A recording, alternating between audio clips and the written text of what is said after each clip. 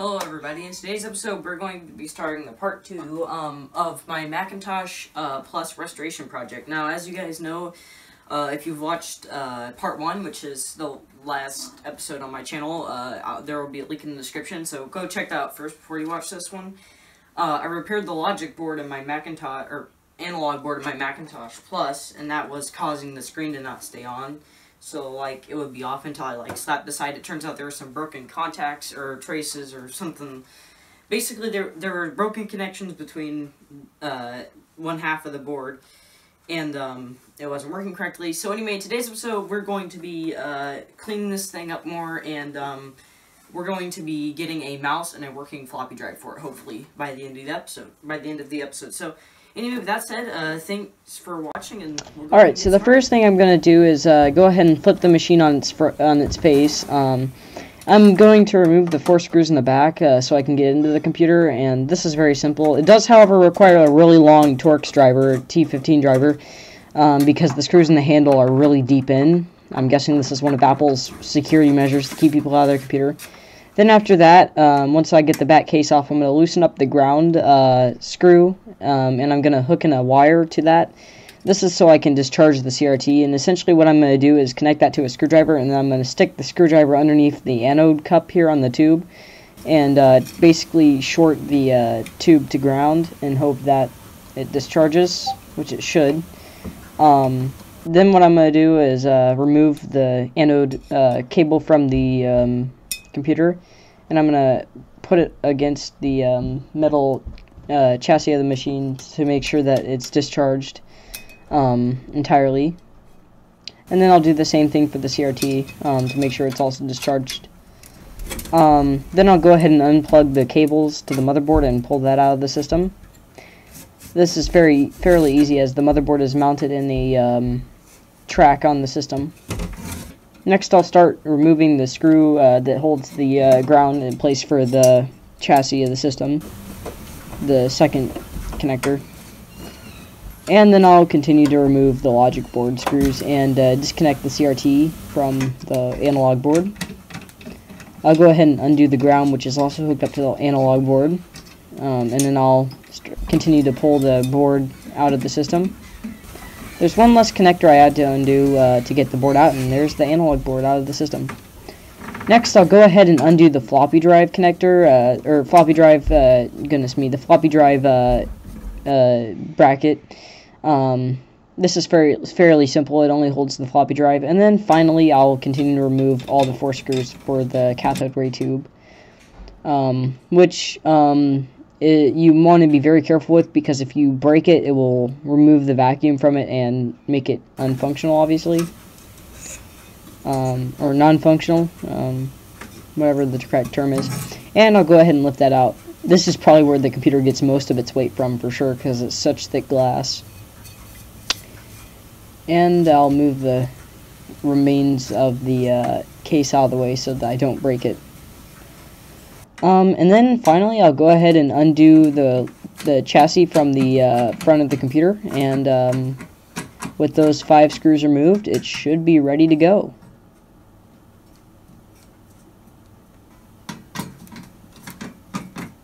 And then all I have to do from there is lift it up. Excuse my brother making noise in the background. And there's the finished case piece. Now I'm going to go ahead and cover the case piece in baking soda, or scrub it down with baking soda. Goodness me. I use rubbing alcohol instead of water to wet that stuff down, because it basically kills 2 birds with 1 stone. I get to remove both scuffs, I guess, and grit and stuff from the case. I'm not sure really if there's any benefit to it, but I just do it anyway because it's easier, because I already have rubbing alcohol in my setup. I'll go ahead and get all the grooves and stuff in the case. And I'll move over to the back piece and clean that off. Want to make sure to clean all of the sides, just to make sure you get everything.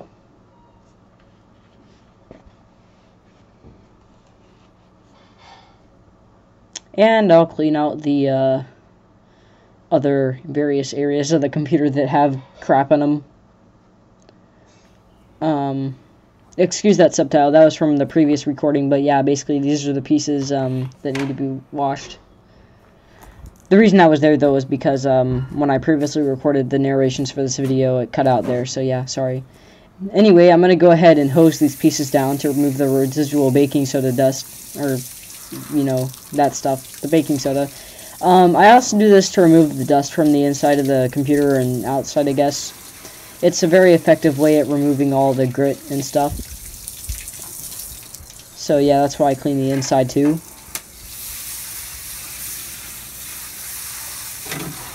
I'll go ahead and clean the inside of the other piece again.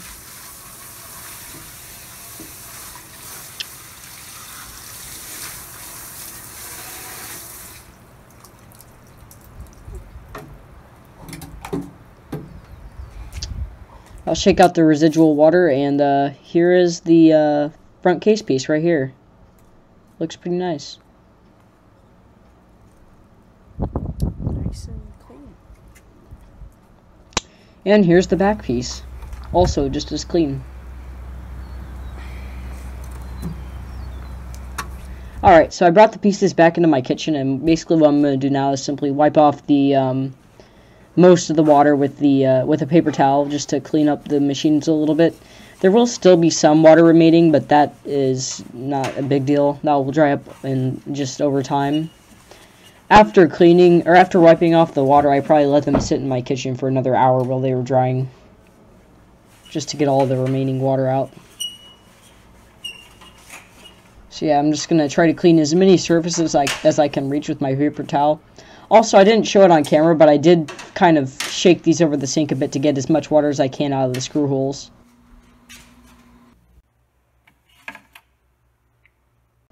And here are the finished case pieces right here. Here's the front piece, and then here's the back. From all sides.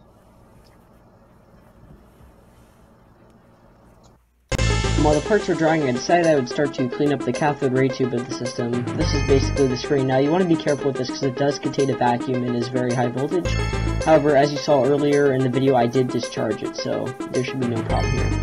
Also, I stopped cleaning the sides of it because it was wiping off the metallic coating on it, I think. So, yeah, don't do that if you can help it.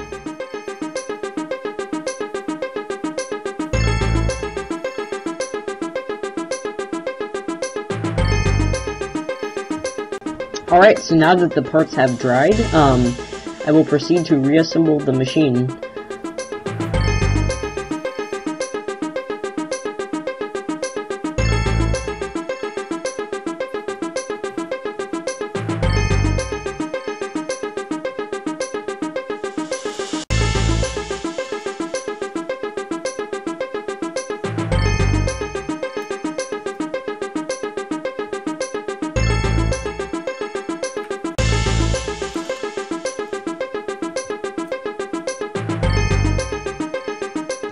And I'll go ahead and slide in the logic board to the system.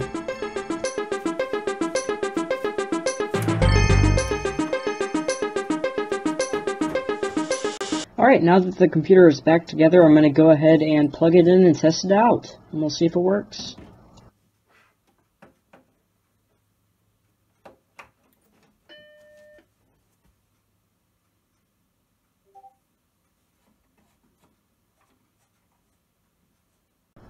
And it does, so that's good. We didn't destroy anything when we were taking the machine completely apart.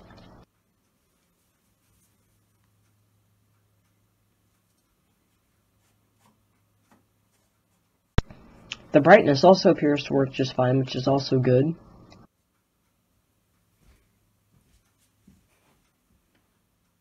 And we have the floppy drive icon. So I decided that now would be a good time to test out the floppy drive, and it got stuck, obviously, so I tried a paperclip, and that didn't work. So eventually I got some pliers and pulled it out. There's definitely a trouble with the ejector mechanism. However, I don't see any damage to the actual disc itself, which is good. Okay, so this is really weird. So I was just screwing around with the disk drive a little bit, and I put a disc in, and it started to work properly for some reason.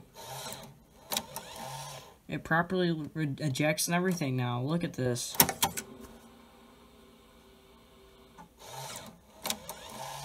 So now I'm going to have to find my boot disk and see if I can actually boot into Mac OS, although I do not have a mouse yet, so it'd pretty much be useless.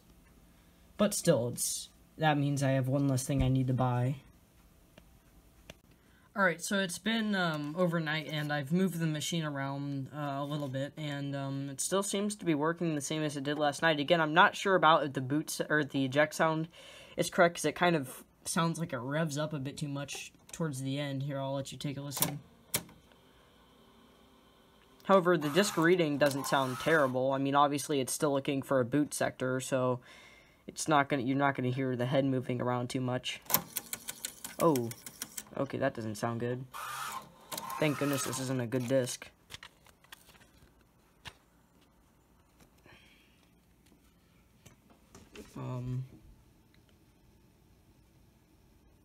Yeah, looks like it might have scratched the disc a little bit, but...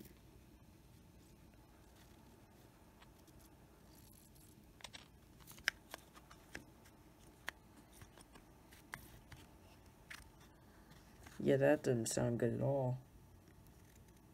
And then shortly after, it sounded really bad. Now, I worked on getting this disk drive working for the entire day, but it turns out there were different problems I was expecting. I tried using my Mac Classic for parts, but it was a 1.22 meg drive, not an 800K drive. So at this point, I'm left with really no other option but to buy a new drive, so I'm just gonna have to start looking around the internet and seeing if I can find any sites that I can buy a replacement Mac drive from. And so with that, I began to search the web for Macintosh floppy drives that were internal, not external, because they're, that's what I really need.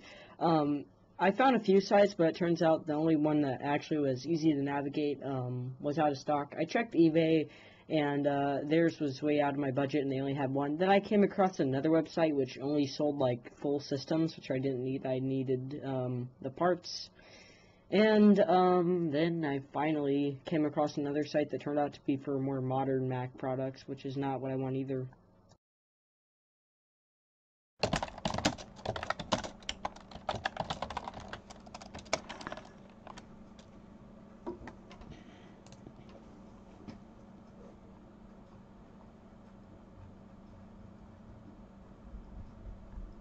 So, yeah, eBay showed no promising results, none of the websites I visited.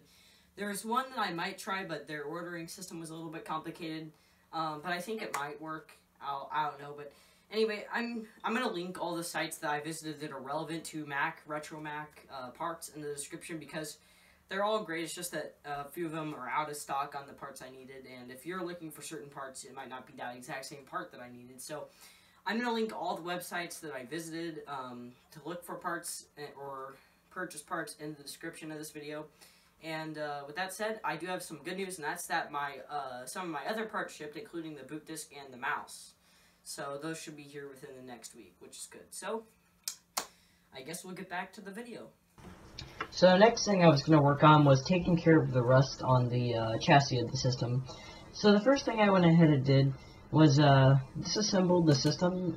This was fairly simple, just how I did it the last 4 or 5 times that I did in this video, because, you know, why not? I continued to remove various screws and pull parts off the computer until I got to the chassis itself, and then that just pulled right off, like that.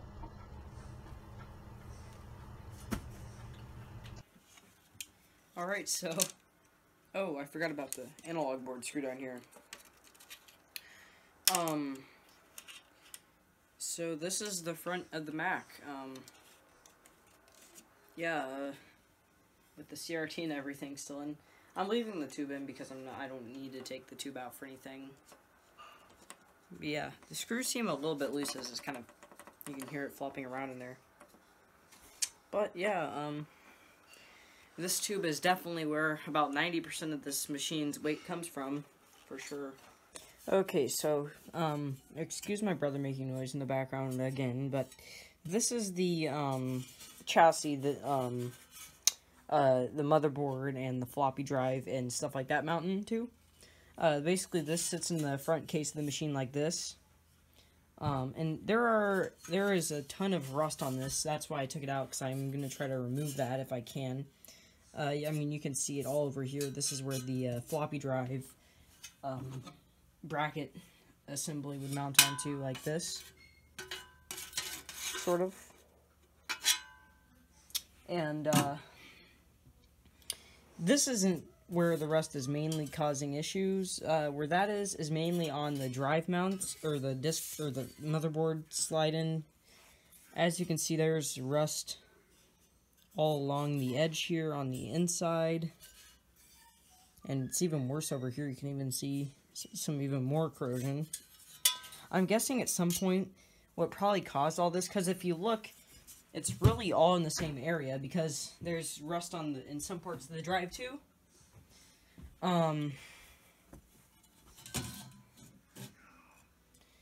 And if you look, the side that it's worse on, which is this side right here, is right where the analog board would go. And the analog board, just a little bit farther up the machine from where all the rust is taking place over here, is where the PRAM battery is. Now, I don't think that this, I don't know how the rust from this, or the corrosion from this would go all the way down the machine. You would think it would just localize itself right around in this area. But there might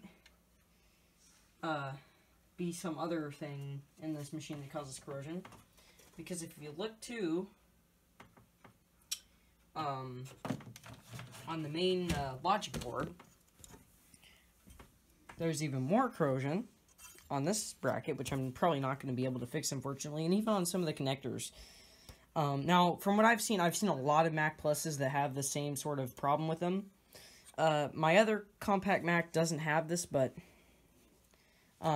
yeah, I'm going to guess that maybe this machine, either there's something with the PRAM battery or the RAM battery that caused them to corrode all over the system, or this machine could have just been used in the humid environment, or there could be something with the metal to where it just corrodes easily. I don't know, but I'll sure research into it if I have time.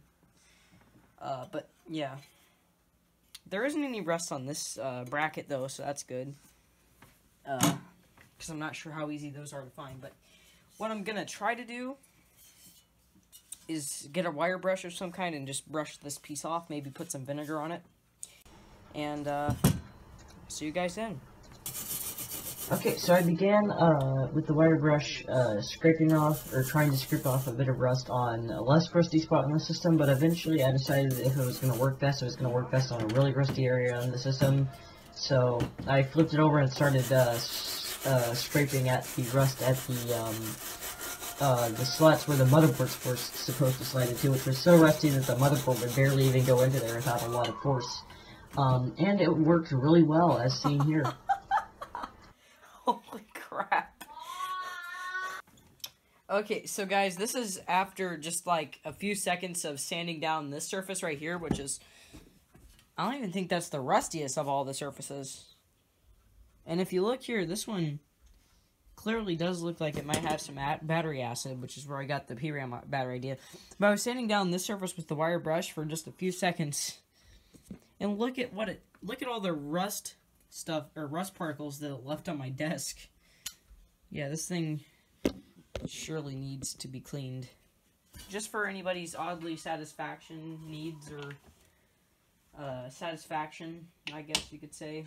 I'll go ahead and just wipe this up, I guess. And it's all gone. That's pretty crazy. And with that, I continued to scrape rust off of this with the wire brush.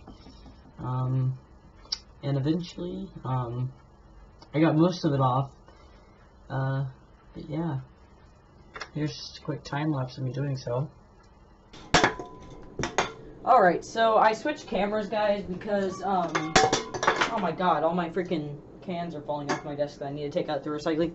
Anyway, I switched cameras because my iPhone SE, aka my primary camera, which actually is pretty decent, it shoots 12 megapixels, died. Well, like, it ran out of battery. I don't mean it, like, actually died, but anyway, I've been scrubbing at this piece with the wire brush here for about, like, maybe a minute or two, and as you can see, it's already removed. This camera sucks at focusing, though. I'm using an HD webcam, Logitech webcam. But anyway, I've removed pretty much most of the loose stuff from this. And it almost looks completely fine right now. I'm pretty sure this one, or no, it's this side here. This is the worst side. There's still a little bit of that weird powdery corrosion or whatever that is, but other than that, it looks just fine. So yeah, that's pretty much it. After that, I began to sand down the surface of the piece with a Brillo pad, just to try to smooth out the scratches from the wire brush. Well, it did work. It did leave a bunch of the soap stuff everywhere. After that, I decided to switch over to a piece of sandpaper, because this would not only smooth out some of the marks, but it would also remove some of the remaining rust as well easier. As far as how this turned out, obviously there's going to be noticeable scratching, but honestly, I don't think anybody's going to care, including me. It definitely looks a lot better than a bunch of red, ugly, rusty spots. As you can see here, this is,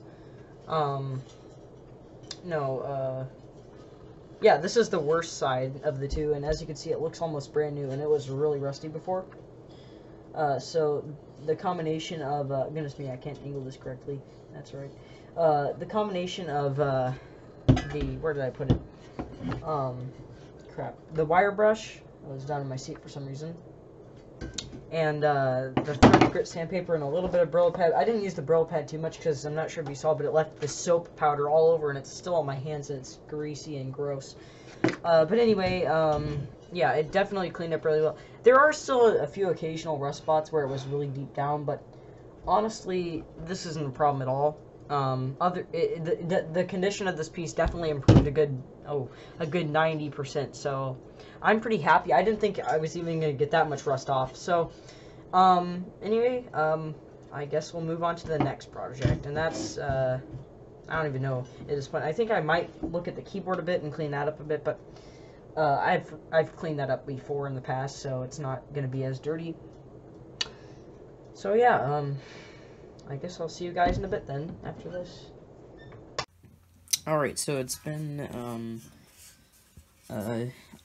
a little bit, and, I've done a little bit more, sanding on this piece, but it's looking really nice. As you can see, there's hardly any rust on here. Nobody would have ever known at this point if this thing was really rusty. And also, on the other side,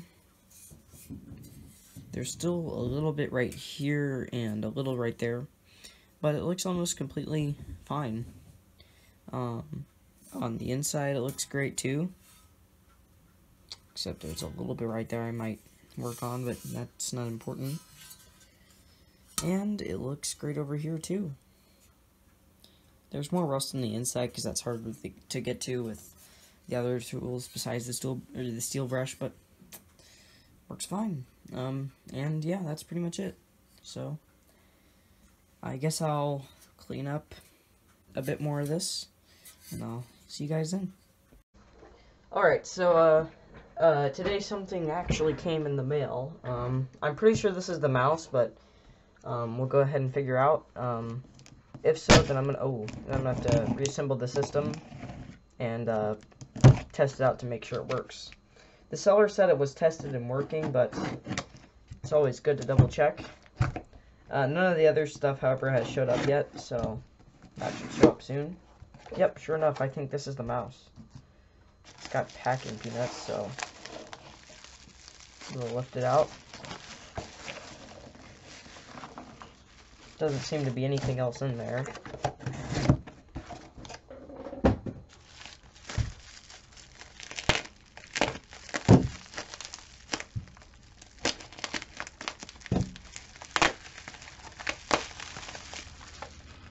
Definitely has an interesting smell to it.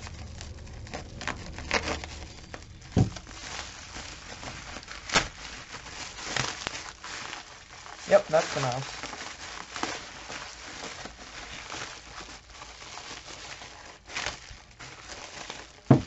Okay, so here it is. It's definitely a lot blockier and older than my current mouse, and it has a nice click to it. The ball appears to be clean in here, so that's good.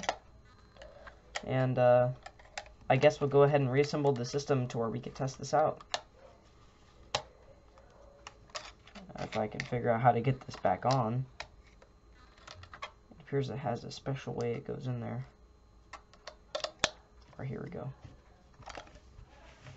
Overall, it feels like a very nice mouse, so that's good. And it even has the 9-pin connector, which is what I bought it for. Just for a comparison, oh well, if I can find it. Actually, I don't think I know where that is at the moment, so I'm not gonna waste time trying to find it. But yeah, I would compare this to my ADB mouse, which is much newer. But anyway, I guess we'll go ahead and hook the system up and see if we can test out the mouse. So with that, I slowly reassembled the machine, anxious to see if this mouse is going to work or not. I wasn't as concerned about the mouse working itself as much as I was something maybe being wrong on the logic board, as I hadn't been able to test that the keyboard worked either. But anyway, I slowly assembled the machine, and we'll see if it works. Alright, so as you just saw there, I reassembled the computer, and we're going to go ahead and turn it on and see if the mouse works.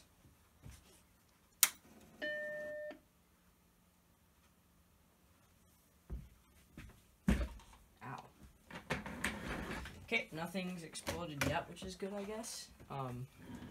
As you guys saw, I did unbox this mouse. It showed up today. So hopefully the machine will reset soon and we can test it out. Make sure it works. And if not, then get our money back, I guess. Oh, I'm so anxious right now. I've never actually seen this machine work with a mouse. And hey, it works! That's pretty freaking cool. First time I've been able to use an actual mouse with this computer. Works a lot better on this surface though. Yeah, that's pretty cool. It's definitely the oldest computer I've ever used that's had a working mouse with it. I could do this for hours until I finally get bored of it. So, at least we know the mouse works now. It's pretty great. The floppy drive, as you guys know, doesn't work though. That's why I bought a new one.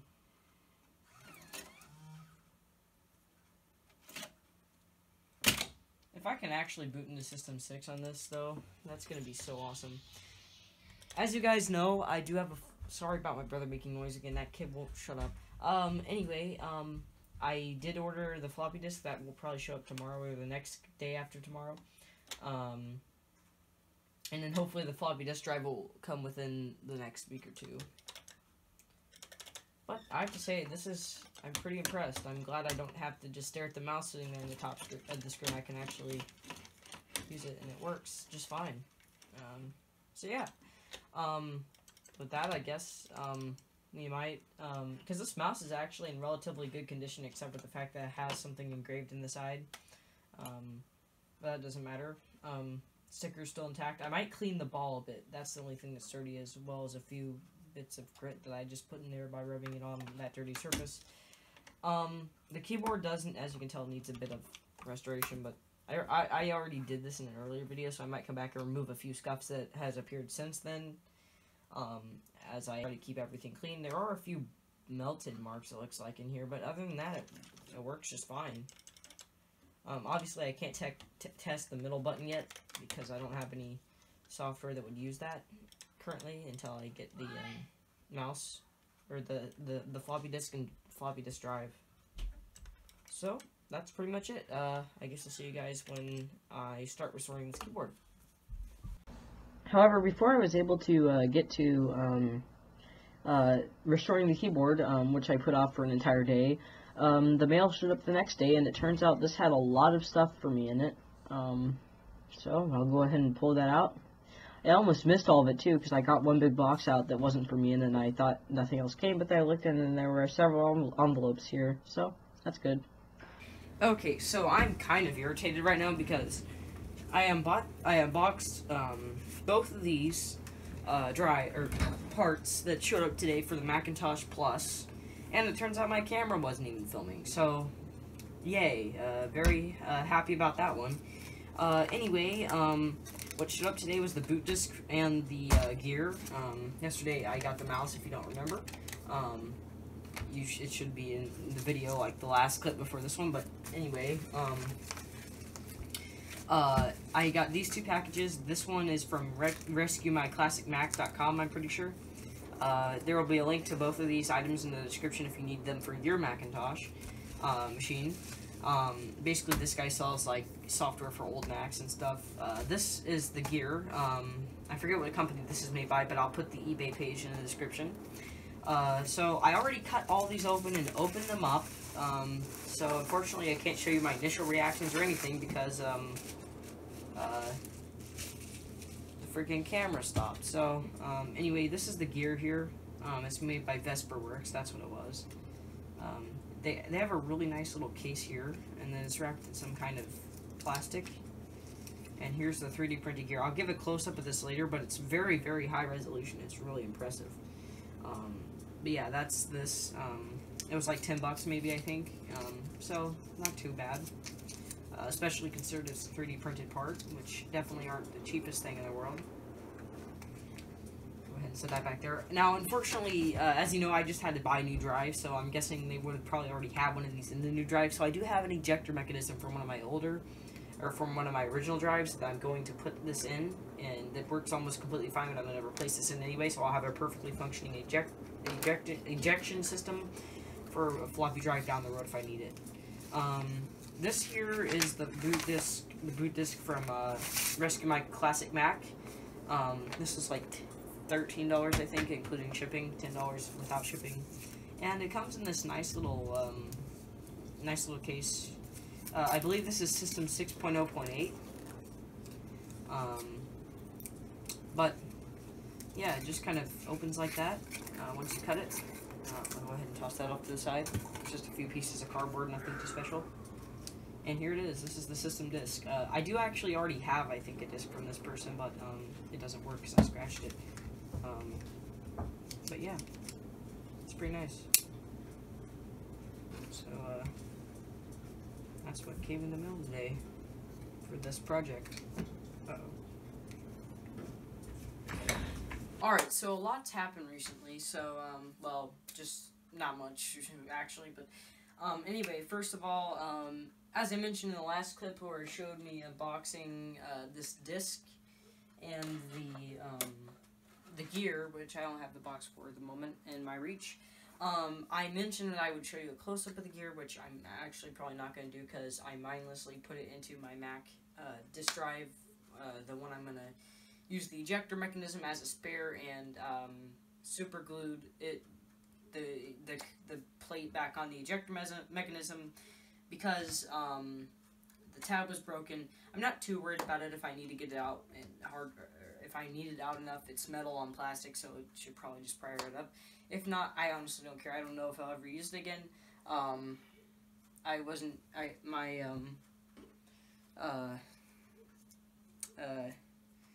The gear wasn't even necessary in my primary disk drive that I'm going to be taking out of that machine because it turns out there's another problem with it, and it wasn't the gear. However, I also, since the last clip, have moved my workbench desk over a bit. As you can see, I moved it over here. Just take this off the tripod. Toss it over to the side. I moved it back from in here, back up here. The only problem is now the webcam has a cable running across there when I'm using it. However, I can also mount it up here, which makes it look really nice. As you can see right there. But other than that, it's not much different. So, yeah, if anybody's noticed a change in the workspace I was working in, that's what it was. Also, here, let me put it back on the tripod.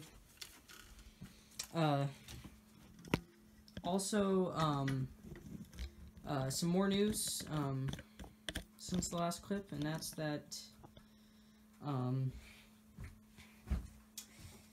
the disk drive that I ordered is now in pre-shipment. It says on the tracking number. So basically, it should be arriving here at least within the next few days. I mean, since today's Thursday, it probably won't come till Monday or Tuesday, but hopefully sooner than later it will come. Anyway, I definitely know it's probably not going to get here before the weekend, which sucks because USPS does not ship on the weekends, and it turns out that everything I bought here was pretty much from USPS, which is kind of annoying. But I trust them way more than I do UPS. I'm not sure about how much I trust FedEx yet, but I've had multiple objects broken on UPS, including, well, the post office I think actually broke this one, so that would be USPS. So far, I've not had a single casualty on FedEx. I believe, if I remember correctly, the Mac Plus was on FedEx, the Macintosh Classic and this were on UPS for the Mac Classic, and USPS for this. I'm not too concerned of the disk drive getting broken, because if you can break a disk drive, then for this machine, which is basically a solid piece of metal, then that's just terrible. You need to be like let go instantly. But anyway, also, if any of you are postage workers and you carelessly throw boxes around, shame on you, because you have costed me $200 because I had to buy a completely new machine and all these parts because some dumb person at UPS or FedEx, whichever one it was, I don't freaking know, threw my machine around and ended up breaking the cathode ray tube, which is fragile, but if UPS was able to ship this machine completely fine, disk drive problems were just the disk drive from age. If UPS was able to, or FedEx was able to ship that thing completely fine, then UPS, you need to put a leg up as far as protecting your packages goes, because it's getting ridiculous.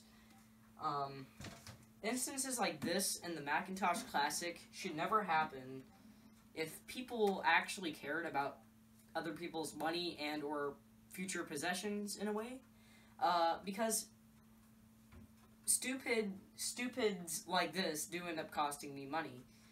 This one not particularly, but it almost costed the seller having to ship out an extra monitor. So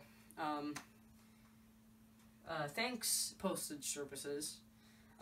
So anyway, that's my little rant, I guess, that kind of came out of nowhere. But if you are a postage worker at USPS or anybody, and you throw packages around like you don't give a crap, then fix that, okay, please? Okay, I think I'm done now. Alright, so with that aside, I began to disconnect the cable from the computer, or keyboard, I mean, and then I continued to remove all the screws. After that, I opened up the back case piece, and then I, as you can tell, goodness me, I don't know where I'm going with this. There isn't too much dirty stuff in there. It's not that, it's actually relatively clean. As I said, I cleaned it before, so with that, I'll continue to remove the keyboard from there, and I think I'm only going to have to clean the outsides. But anyway, just to make sure, I went ahead and opened up the mouse to double check and make sure it was clean, of course making sure to take the trackball out. I set it in the little retaining clip that it includes for the trackball, but anyway, I continued to unscrew the board from the case so I could check the inside of it, and it appears to be relatively clean, at least clean enough that I won't bother with it. As you can see here, I'm filing away some burn marks that were in the side of or in the corner of the wrist rest thing. That went relatively well, but anyway, after that I continued to use baking soda to clean up the case pieces. I really mainly focused on the outside because I didn't want to have to pour water in the inside because it wasn't even that dirty and it didn't need to be cleaned. But anyway, this definitely removed a lot of the grit that was on here, and here's just a quick time lapse of me doing that. Which I guess was earlier than when I actually took the footage just before this, so kind of interesting. But yeah, I just simply went around and cleaned it up. Alright, so I've now gone through and scrubbed down both the bottom and the top piece case with baking soda. Now, since it's not daytime right now, it's actually 9:53 p.m., I'm going to have to go and actually rinse these off in the sink, which is no big deal, but it's definitely a lot nicer to be able to just spray these down with a hose like we have no care in the world. But there's also a lot of gunk on the inside, too, which I could probably actually scrape out like this. Yep, it comes right out. There's, like, tons of crap built up on the inside, which is definitely from me, because I remember the last 2 times when I cleaned this machine, I cleaned stuff out of here. However, I will say, it is definitely a lot cleaner than it was when I received it, so that's good. And I guess now we'll go ahead and rinse these out in the sink. If my camera's even still recording, which it is, thank God. And with that, I went ahead and rinsed these out in the sink. There's not too much to say here.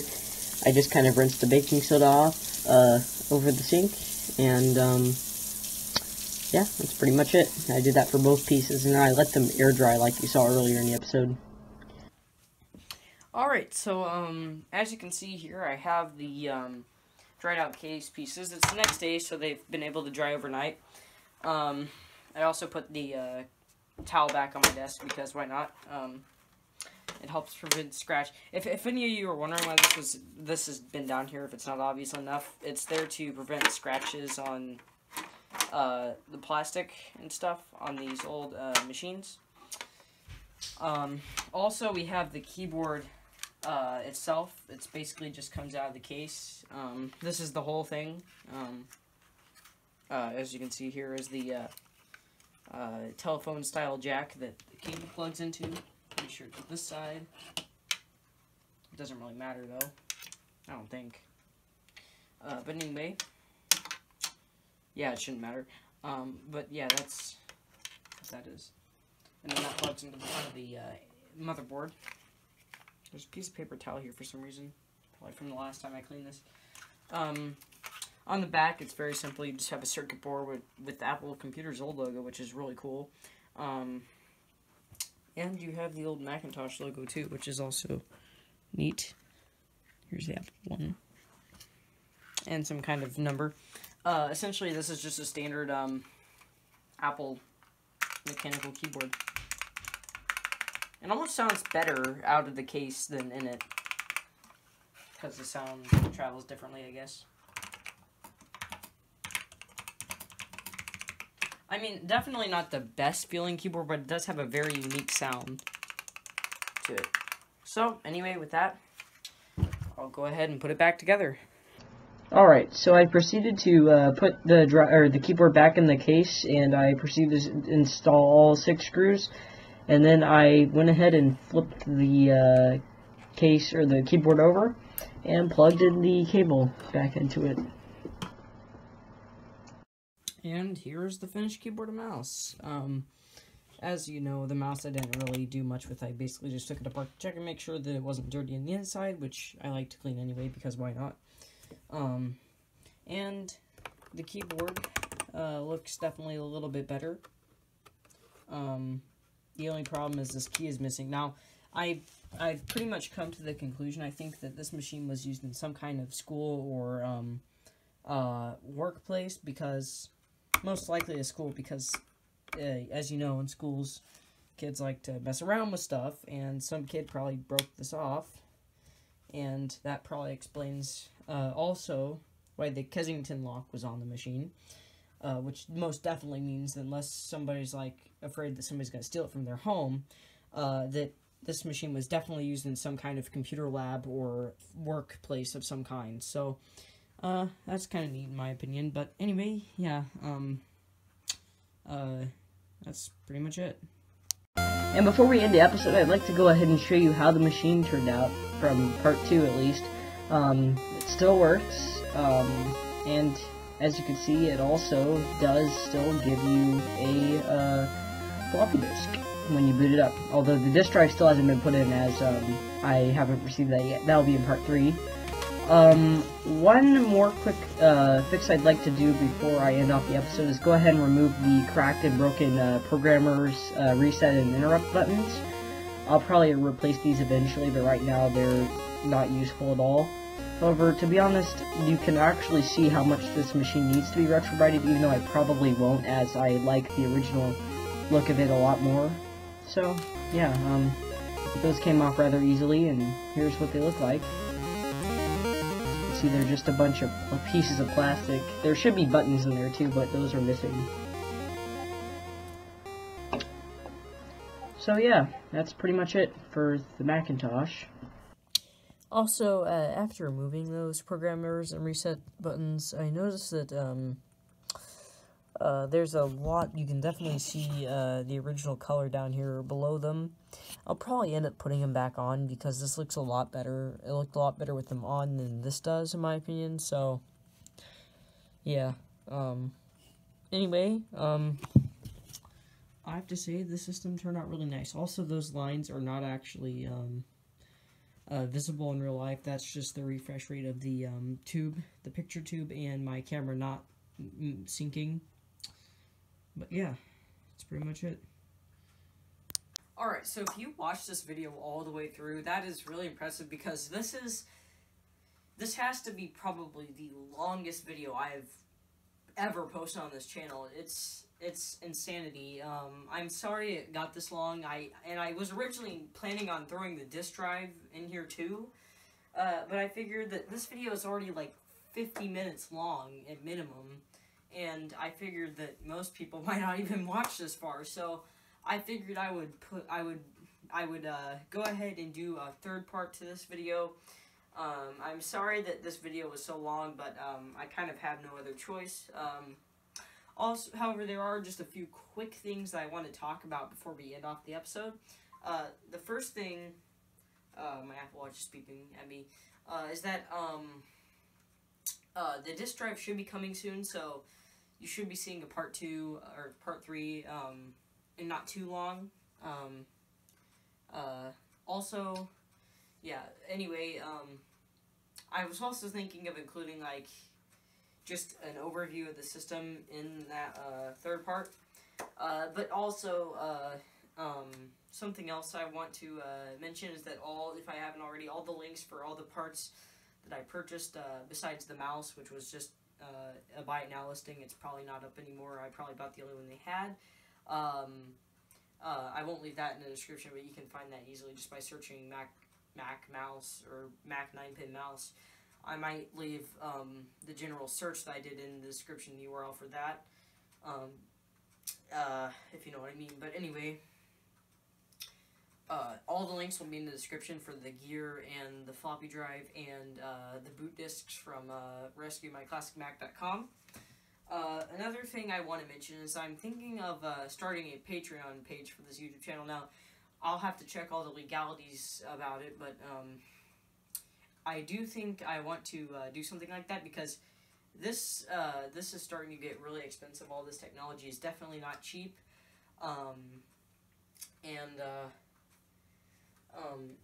I did spend actually over $100 just on this one video, and that includes the disk drive, the gear, the mouse, and the disc itself, which is right here. So I really would appreciate it if I could figure out some other way I can make back money on this channel, other than just spending it all and then having none for future videos. So I'm going to be looking into that. I might do it sooner or later, but I don't know. For anybody who likes this channel a lot, it would be a great way to help me out by making more videos. And also, I want to talk about how I haven't been making a lot of videos recently. That's mainly because I didn't have too many video ideas. However, this Mac was a very good one for me, I guess. And I am going to probably do a sequel to my Compact Mac video that I did a while ago, actually. I only published it recently. That video didn't turn out as good as I was hoping, but I just kind of threw it together at the last minute to give some content for the channel. But I will probably be doing a sequel with this Mac You can't see it on the camera, but it's back there. In a bit, it just depends on when I can get that thing working, which hopefully should be sometime next week, because that's when my disk drive is showing up. So, anyway, I guess keep all your toilet paper stocked up, and that's it for this episode. I'll see you guys all next time.